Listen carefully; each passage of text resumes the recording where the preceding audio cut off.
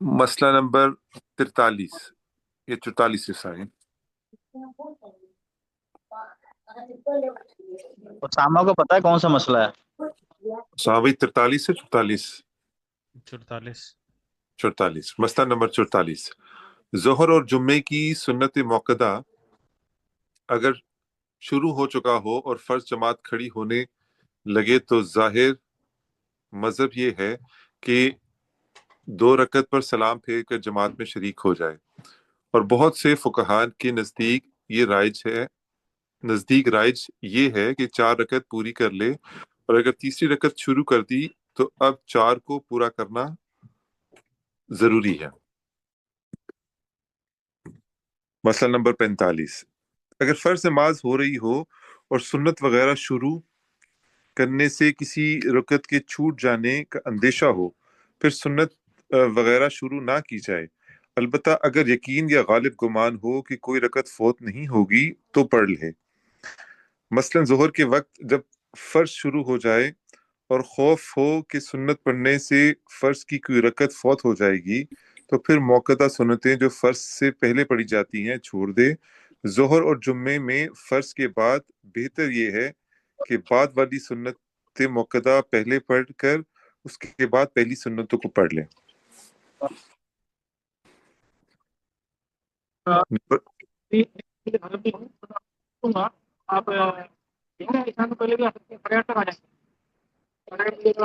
جی پڑھیں۔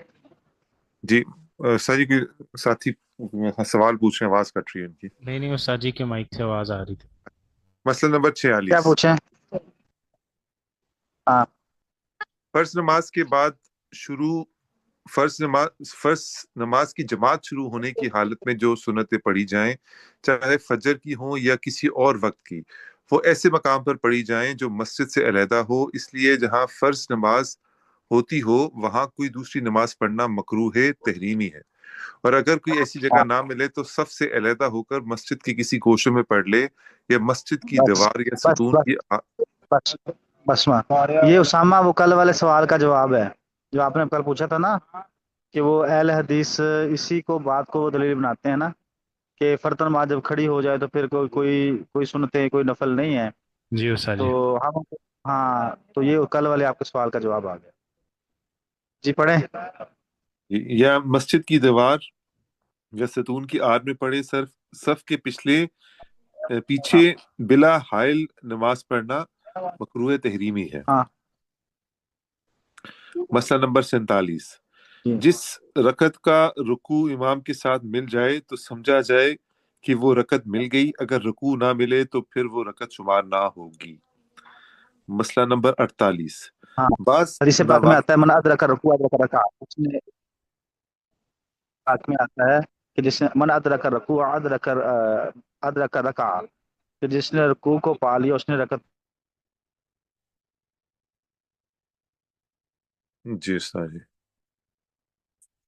مسئلہ نمبر 48 بعض ناواقف لوگ جو مسجد میں آ کر امام کو رکوع میں پاتے ہیں تو جلدی سے آتے ہی جھک جاتے ہیں اور اسی حالت میں تکبیر تحریمہ کہتے ہیں، ان کی نماز نہیں ہوتی، اس لیے کہ تکبیر تحریمہ نماز کی شرط ہے اور تکبیر تحریمہ کے لیے قیام شرط ہے، جب قیام نہ کیا تو وہ تکبیر تحریمہ صحیح نہیں ہوئی، اور جب وہ صحیح نہیں ہوئی تو نماز کیسے صحیح ہو سکتی ہے؟ مسئلہ نمبر 49 اگر جماعت کا قاعدہ مل جائے۔ یہ پیچھے وہ تکبیر تحریمہ کے بارے میں تھا مسئلہ، تو تکبیر تحریمہ اصل تو تکبیر کچھ جو حضرات ہیں نا، جمہور مذہب تو یہ ہے کہ وہ جو تکبیر تحریمہ امام نے اللہ اکبر کہا تو ہم نے بھی ساتھ اس کے امام کی راہ کے ساتھ ہمارا اللہ لفظ اللہ کا الف مل گیا۔ تو اکثر علماء کی رائے یہ ہے، لیکن کچھ علماء کی رائے یہ بھی ہے کہ جس نے امام کو رکوع میں پا لیا تو اس نے کیا کیا کہ اس کا بھی تکبیر تحریمہ شمار کرتے ہیں۔ ٹھیک ہے، اس میں تخفیف کی گئی ہے۔ سمجھا گئی بات؟ جی صحیح۔ ہاں جی آگے۔ निजामुद्दीन साहब पढ़ेंगे? निजामुद्दीन साहब नेट से चल रहा है इनका।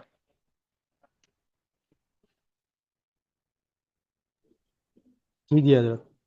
मसला नंबर 50, हाँ फजर की जमात फजर के साथ सुन्नत पढ़ना। मसला नंबर 50, फजर की सुन्नतें चूँकि ज़्यादा मौक़िदा हैं, लिहाजा उनके लिए ये हुक्म है कि अगर फ़र्ज शुरू हो चुका हो तब भी अदा कर ली जाए, बशर्ते कि एक रकात मिल जाने की उम्मीद हो, और अगर एक रकात के मिलने की भी उम्मीद न हो तो फिर न पढ़े, और फिर अगर चाहे तो सूरज निकलने के बाद पढ़े। ज़ाहिर जी मज़हब यही है कि कम से कम एक रकात मिलने की उम्मीद हो तो सुन्नतें उस वक़्त तक पढ़ ले, वरना छोड़ दे। जी। और एक कौल ये है अच्छा, कि यहाँ सिर्फ एक, कायदा अखीर। हाँ जी हजरत। यहाँ एक बात ल-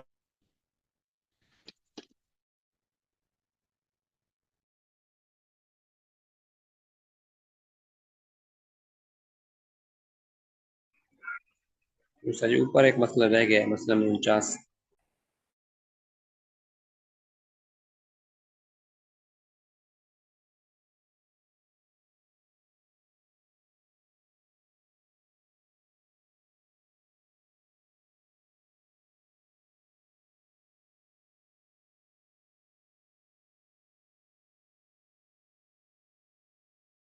कि आप यहाँ से कूच करें, क्योंकि ये जगह जो है ना, यहाँ पर ज्यादा इस जगह शयातीन का बसेरा है, और शयातीन की नहुसत की वजह से हमें हमारी आंख नहीं खुली। तो वहां से फिर आगे गए, और आगे आप हज़रत बिलाल रज़ी अल्लाह अन्हु ने फरमाया कि आप अजान दें। उन्होंने हज़रत बिलाल रज़ी अल्लाह अन्हु ने अजान दी, फिर तमाम साहबान और अल्लाह के नबी ने सुनते पड़ी, फिर इकामत कही गई और फिर जमात हुई। तो इसलिए ये फजर की सुन्नतों के बारे में ये ताकीदन है कि फजर की सुनते आप कोशिश करें कि जरूर पढ़ें। जी आगे।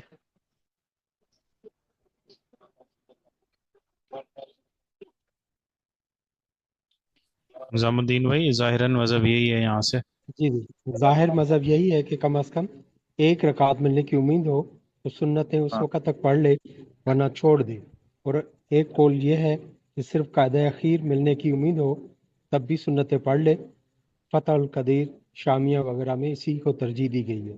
हाँ, फतावा शामिल फतहुल कदीर जो है ना, ये किताबें हैं अपने, इसकी क्या नाम है, फिकहा की, तो उनके अंदर ये बातें लिखी हुई हैं। अच्छा उसामा, सबक इतना ही होता है, बिजली देवर का ज्यादा तो नहीं हो रहा? नहीं उस्ताद जी। इतना हो रहा है या ज्यादा हो रहा है? उस्ताद होता जी था। ने इतना ही होता था, 1.5-2 पेज। चले, फिर आगे पढ़ना है या बस करें? उस्ताद जी अगला मसला कम से कम पढ़ लें ताकि वो आगे इजाफा अलग शुरू हो जाएगा। इजाफा बस एक बच्चा है उस्ताद जी, आगे दूसरी बस जिनके बहस शुरू हो रही है।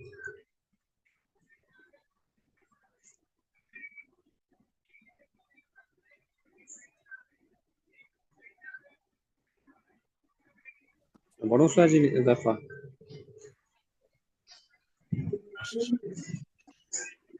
उस्ताद जी का नेट का मसला हो गया। 51, मसला नंबर 51 पढ़ लें कम से कम। जी मैं पढ़ लेता हूँ। मसला नंबर 51, अगर ये अंदेशा हो कि फजर की सुनतें नमाज की सुनतों और मुस्तहबात वगैरह की रियायत करते हुए अदा की जाएंगी तो जमात नहीं मिलेगी, तो ऐसी हालत में चाहिए कि सिर्फ फ़राइज़ और वाजिबात पर इक्तफा करे, सुनते वगैरह छोड़ दे। इजाफा, बच्चों को बालगों की सफ में अम्मार को बच्चा, भाई मसला सुने। अम्मार को बालगों की सफ में खड़ा करना है। क्यों अम्मार ऐसे ही है?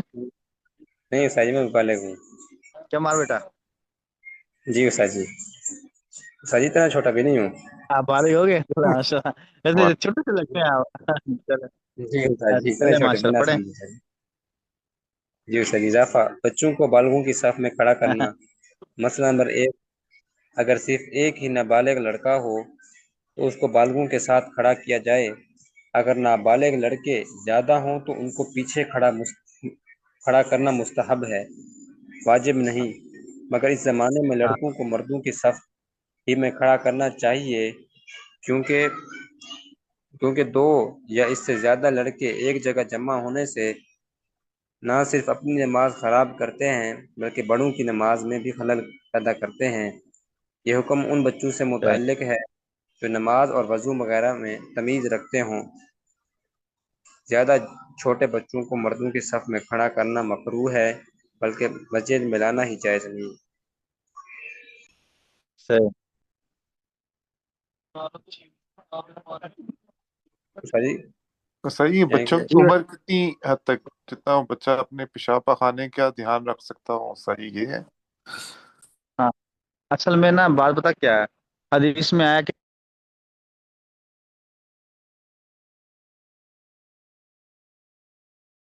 اچھا جی، آپ کی آواز کٹ گئی۔